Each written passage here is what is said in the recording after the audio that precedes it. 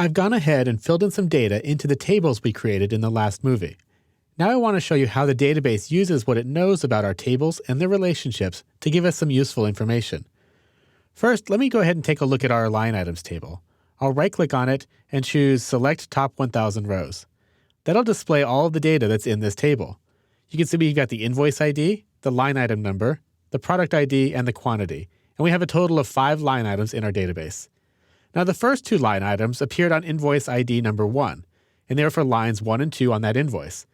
This first line was an order for 7 bottles of product number 3.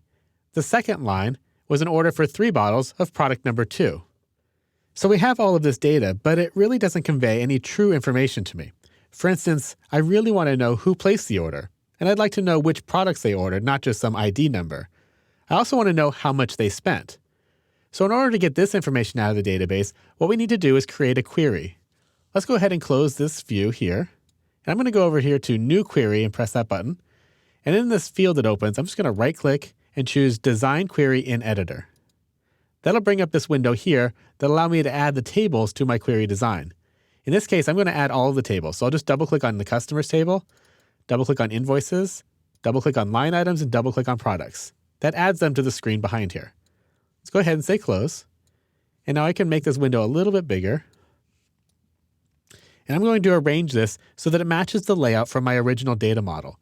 So first we had our customers, then we had the invoices, then we had line items over here, and then finally we had our products. We can rearrange these windows however we want. Make these a little bigger and kind of scoot these around so that they fit. Now we can visualize the different tables and the relationships to those tables. Now let's go ahead and choose the fields that we want to see combined together. From the customers table, I want to see the first name and last name of the customer. From the invoices table, I want to see the invoice ID and the method of payment. From the line items table, I want to see the line item number and the quantity that was ordered of each particular product. And then finally, from the products table, I want to see the oil type. That'll give me the name. And if I look down here at the bottom, I want to see the price of that product as well. Now finally, I want to get some information about how much each line item cost. So let's go ahead and scroll in this middle section over here to the bottom. And in this last section below column, or below the price column, I'm going to type in a formula that says price times quantity.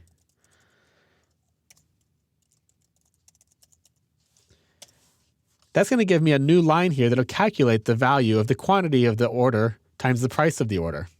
Let's go ahead and change this alias so it has an explicit name here, and I'll call this total. And you can see at the very bottom is all of the code that's being generated that'll gather that view together. Let's go ahead and say OK. And I'll go over here and press the Execute button to run the query.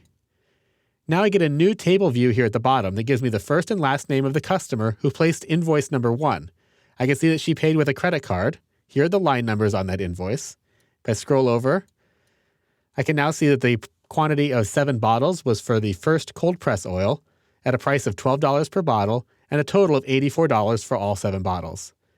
So that's how we can use the features of the database, in this case a query, to reassemble our data tables in any configuration that we might want.